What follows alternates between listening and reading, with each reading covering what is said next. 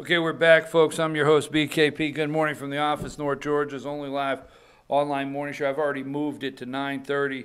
Was not my intention. I got stuck on the Apple, but I'm so upset over the stock market and the way it's being perceived, and everything is Trump's fault. I mean, Trump, every single thing is Trump's fault, according to the media, the deep state media, and I'm so tired of it.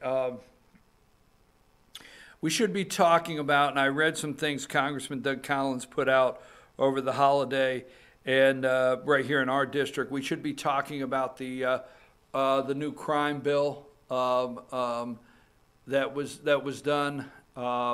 Great new piece. Not every piece of legislation is great, but that's a pretty good piece of legislation.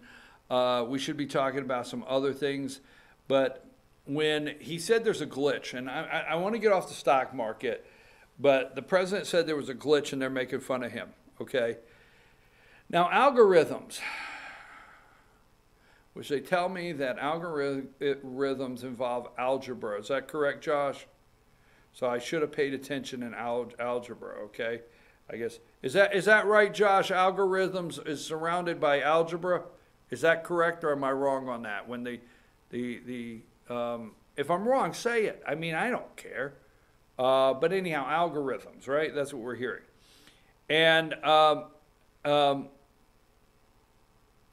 there's people that, bought the 425 or the 325, depends where you live. They bought the $325,000 house in the neighborhood. These little guys that drive the BMWs, and they bought the 325 or 425 or 375, regardless, and they think they're a cut above, and they went in there and they took that one room that was the perfect room for the office or the home office, and they set it up, and they've got 5 or 6 computer screens going, and they got 2 or 3 computers, and I'm not saying this is a total fault, but they're day traders. We'll call them day traders, but there's some people that have, okay. There's some people that have some pretty interesting setups, and they can set these computer systems up and these programs up now to read headlines. They actually can read headlines. Absolutely. They can read headlines. They can pick the negative out of the headline. Oh, yeah. They then can a certain move in a stock sale. If all of a sudden it senses X amount of stock is sold here, it could hit a trigger. You can have triggers set up. It'll sell off. So the days of the stock market being something where, you're eating lunch with your broker and you want to hear somebody whisper a tip. Insider trading, all right, but you want to tip on something. A lot of that stuff is gone. A lot of that stuff is history in the stock market. It has changed so much. You can have a sell-off that just runs on the market so fast because of the computer and the algorithms that are involved that are set. So I'm not trying to run cover for Donald Trump on the glitch. But I am saying there's a big difference. And then you have the lies in the stock market, okay? The lies in the stock market concerning, like Tim Cook and Apple. All right, a couple things. Let's talk about Romney that you don't want to, but the Wall Street Journal, okay? So the Wall Street Journal, Dow futures, Dow Jones futures. Let's see, has it opened already? Let's see if the Dow is down. I mean, Wall Street Journal.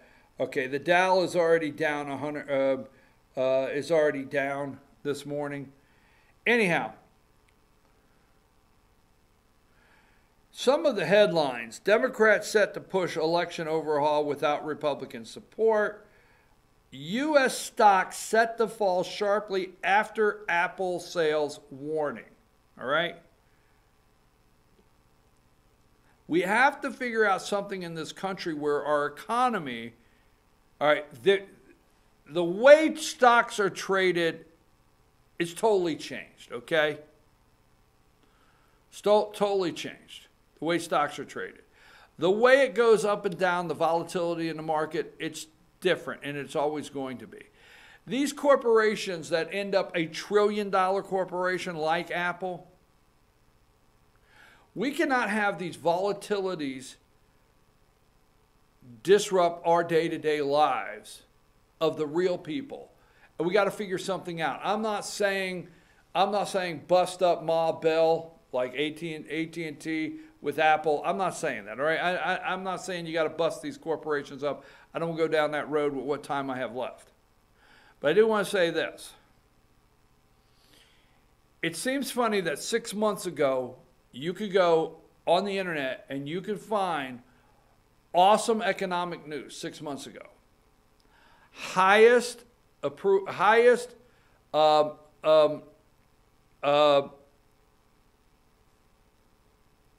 People had the highest, lowest unemployment, okay? Highest sales, manufacturing up, all right? Consumer confidence, highest ever since 50 years, 70 years, whatever. Everything through the roof. Boom, boom, boom, boom, boom. Earnings, corporate earnings, your earnings. First time in so many years, Americans are earning more. Up, boom, boom, boom, boom, boom, 6 months ago. And all of a sudden, okay, all of a sudden, there's Apple. Now, I don't know how many of you read articles on Axios.com, but I read this article this morning, all right? Trump breaks with justice. Trump can be indicted, okay? Pelosi breaks with justice. Trump can be indicted. This is what you're reading. An interview to air on NBC's Today Show, co-anchor Savannah Guthrie asked Nancy Pelosi, who will become House Speaker at 1:30 today, 1:30, do you believe the special counsel should honor and observe the Department of Justice guidance that states a sitting president cannot be indicted? Pelosi replied, according to an excerpt from the NBC, no, I don't think. I do not think that is conclusive. No, I do not. With that response, she became the highest-ranking official to suggest President Trump could be indicted while in office. So Pelosi, Jerry Nadler, I'm just telling you, at 1:30 today, okay, he has subpoena power. He will be the majority leader sitting with subpoena power on the House Judicial Committee. The ranking member, okay, for the Republicans is U.S. Congressman Doug Collins. He does not have subpoena power. The House of Representatives, the Speaker of the House at 1:30 today becomes the highest ranking member of the House. Speaker of the House said Trump could be indicted while in office.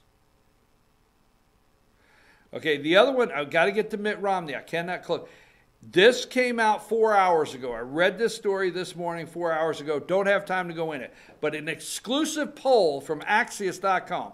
Recession fears are growing, okay?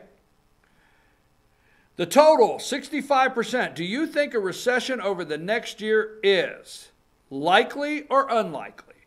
This is a Survey Monkey. 65% say likely. 31% say unlikely. Republicans, 53% of Republicans, they say answered this question that it's likely we'll have a recession this year. 47 no.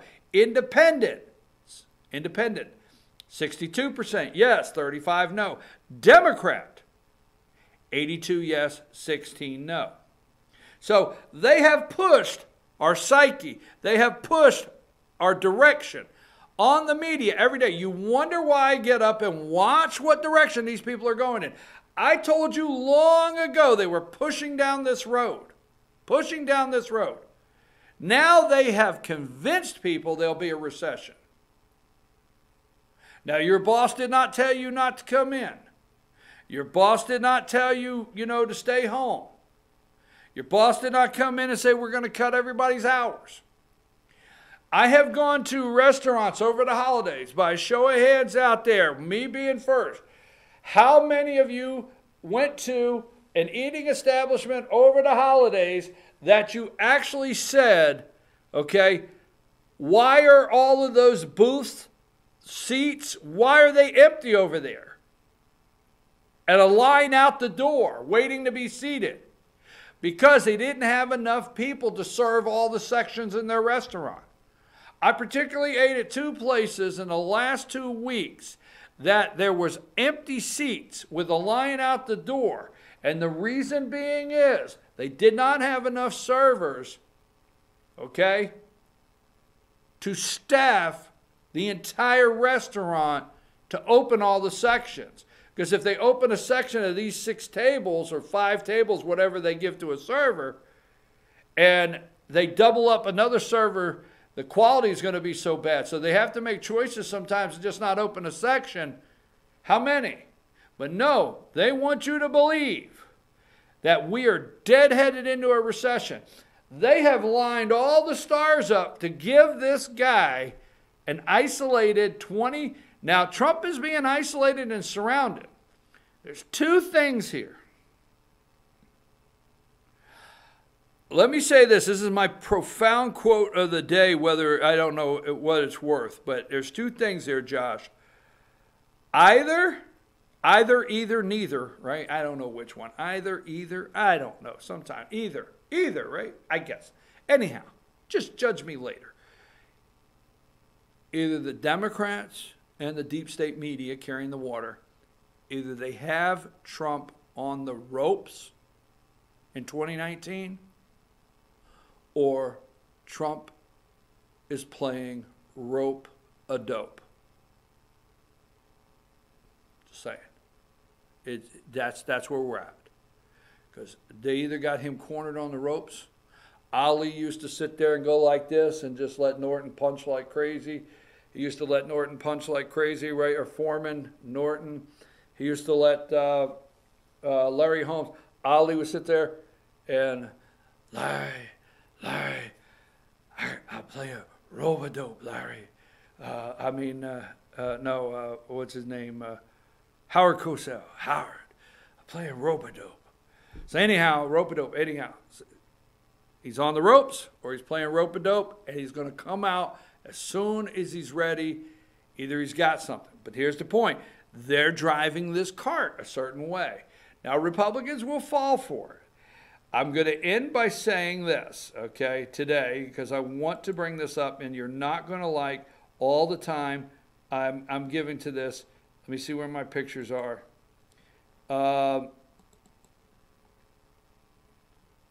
Let me go with this, Josh. I'm going to give you a number here. I want to see.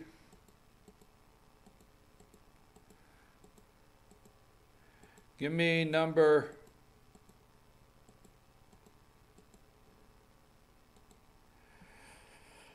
Number 22. Don't get caught up in the sensationalizing what happened here. Let's focus on what really did happen here. Okay? Okay. Utah should be safe for Mitt Romney. So if Mitt Romney wants 2 terms as senator, there's nothing he could probably do to the President of the United States that he would lose Utah. All right? Remember, he switched his address, moved over to Utah, so he could become senator. So he's safe. Let's be realistic. Romney's safe to say whatever he wants. That's number 1. Okay? Number 2, Mitt Romney has 6 years. No matter what Romney says right now, he can take the heat. All right? Romney can say anything he wants. He can take the heat. He has 6 years. He's not up for re-election in 2020. Whether you want to believe this or not, this is my step way out there. Okay? Now, Trump worked very hard to get the Senate. Okay? But he's about Judas here, yes. Trump may be on the edge of being betrayed by the Senate like you have never seen. All right? This is just my long shot, but here you go. So Romney could say what he wants. If you think, ready? If you think Mitt Romney released that op-ed as one-time Republican presidential candidate, okay, one-time governor of Massachusetts, knows the GOP donor class. No, this guy knows the GOP donor class as well as anybody in the Republican Party. He's been there. So if you think Mitt Romney dropped that Washington Post op-ed at 8 o'clock the other night, Monday night, and other Republican senators were not aware of it, you're bad wrong. If you think that other senators out there did not know that shoe was dropping, you're bad wrong. You see, Romney is going to be used. He's the canary. He's the canary in the coal mine. That's right. Romney can take the heat. All the Republicans that attack him today, all of you on social media that he is, that's why he never got elected, blah, blah, blah, blah, blah. He can take it. He's got 6 years. He's head of the line. Line up behind me. Because here's what happens. I'm going to start this ball rolling that nobody wants to talk about. Don't forget, there's senators already know Romney did that. There's senators that approve, whether you want to believe it or not. I'm not just talking about Bob Corker and Jeff Flake that are gone. There's ones that are there. They're going to stab Trump in the back. So Romney starts out, he's going to go down to coal mine canary if he comes back alive. But what is the other thing? Keep this in mind. Put this in your check, because it's going to be an ugly year, folks, in the political world. And Trump supporters are going to have to understand what's going on. And if you're reading cryptic messages, trying to feel, listen, I'm on board. I read everything. I'm on board. You got it? But there's some of us that have our hopes and dreams in this future of this country in cryptic messages that we go find in these obscure websites. And I'm not a conspiracy theorist. Like, I'm not knocking on anybody. I promise you. But I read everything going on in 2018. And I read what the Republicans had. And I read what was going on behind closed doors. Guess what? In 2 weeks... Now, in the last hurrah news cycle, they brought James Comey in twice to be questioned. And the last hurrah, they brought, Loretta Lynch in. The last hurrah.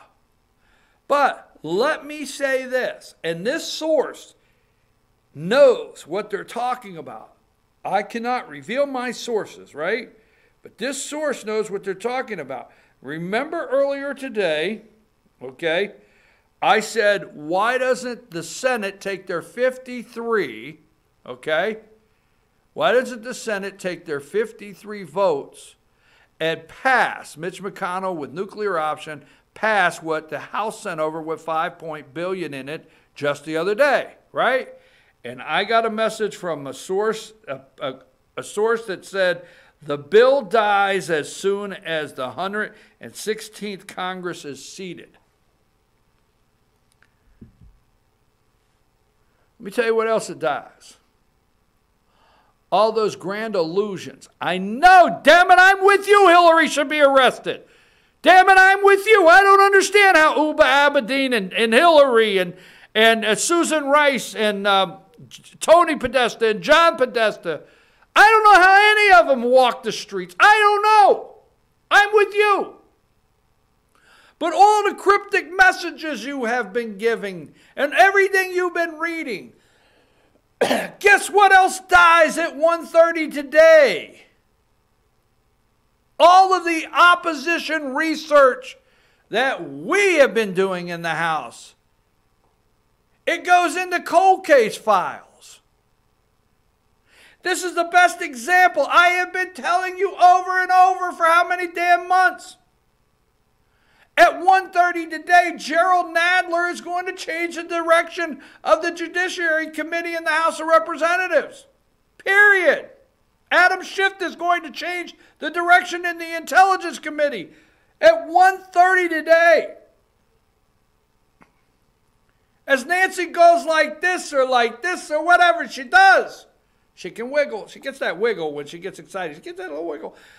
When she does that at 1:30 today, everything is like dominoes. Tick, tick, tick, tick. Jerry Nadler, Adam piece of Schiff. They're all. And guess what happens to all that Republican stuff that we thought we had that was ready to explode and expose and a bada boom, bada bing? What happens? It goes into a cold case file. But we have the Senate, because Donald keeps saying, well, if you do this, this, this in the House, we've got the Senate. We'll have our Judiciary Committee in the Senate. Here's my fear. My fear is we're going to see in coming days and weeks and months. My fear is he doesn't have the Senate quite like he thinks, because the Senate is the biggest wishy-washy piece of garbage there is at times, because these senators are state. They're elected by the state, so they got to make Atlanta happy, and they got to make me happy in North Georgia, and they got to balance that. Well, guess what? My congressman needs to know. Boom! In the 9th District, we support our president. My congressman don't have to worry about Atlanta. If he does, he needs to go. Period. My congressman in the 9th District of Georgia, I get along with him. I didn't mean that in an ugly way, but if he's up there worried about Atlanta, he needs to go. That's why the House has that stronger tie to their district and more concerned about what their district. But these senators, they all have those big hot spots, in their state. David Perdue is going to run in the state of Georgia knowing what happened in the governor's race with Atlanta suburban white Republican women. It's going to be all over the place. Watch and see. So what I'm trying to tell you very closely is that changes. Now the Senate, if we hold, that's why the senator, your first senator, Romney, he started the line, because look, let me tell you something. The Senate, you will see them fall up. We're going to see. And I'm going to do two things. I'm going to do two things today before I close. I'm going to reiterate a prediction that I've made that people don't like. You don't like anything about it. But I'm going to reiterate it, because now you keep hearing this next election. You keep hearing this next election is the most important in our lifetime. This next election is the most important in our lifetime.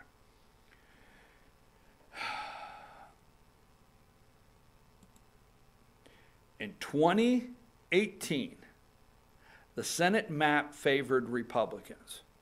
Favored Republicans big. Claire McCaskill in Missouri, we knew was out.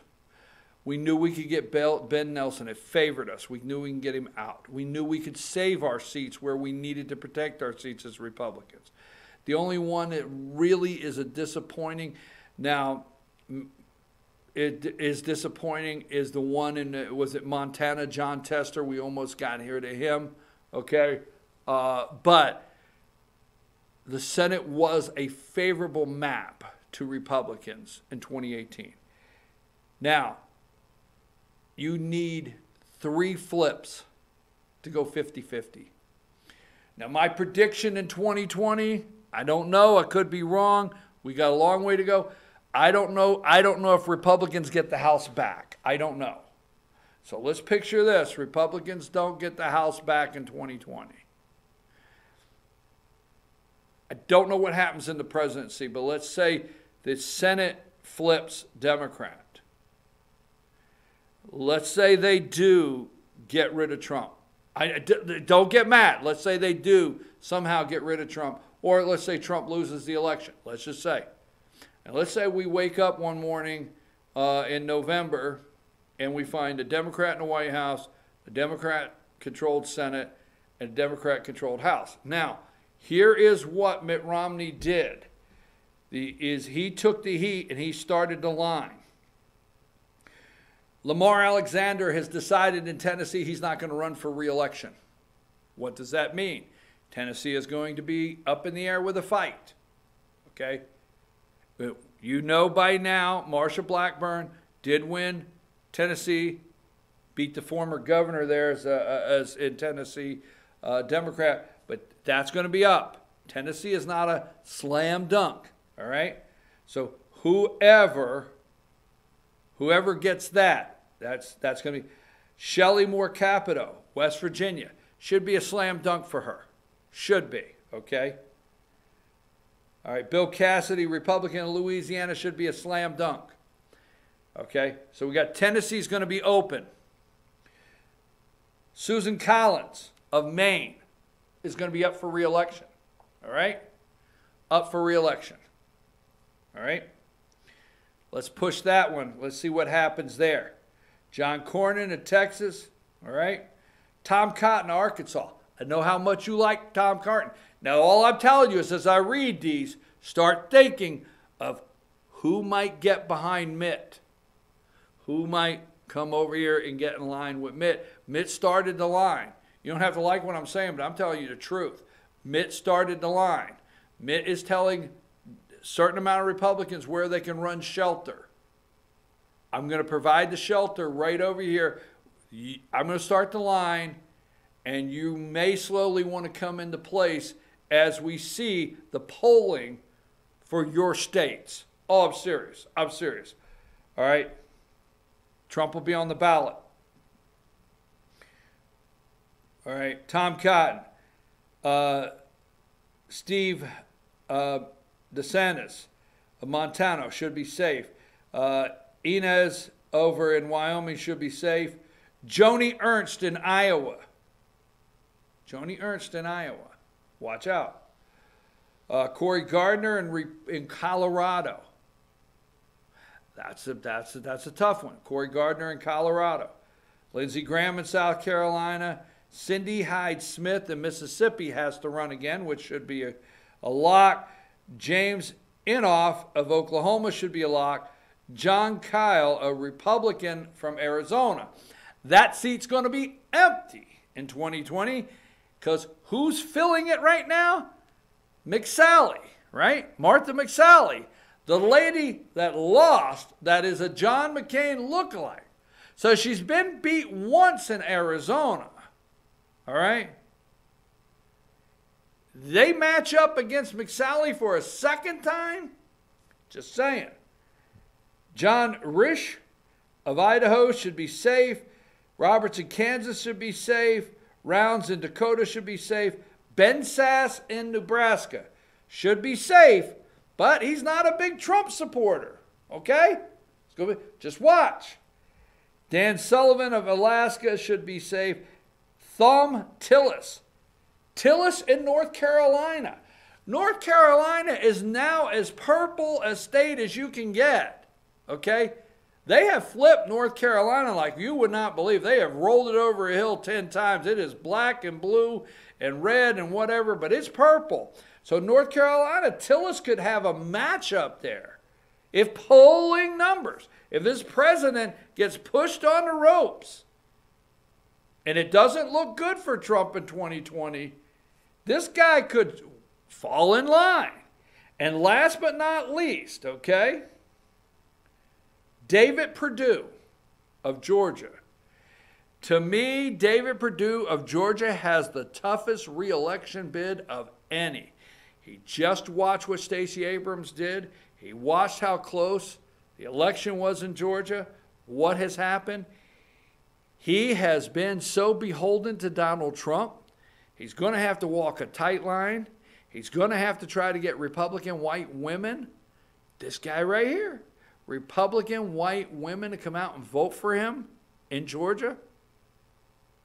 David Perdue has tied his horse to Trump. Just saying.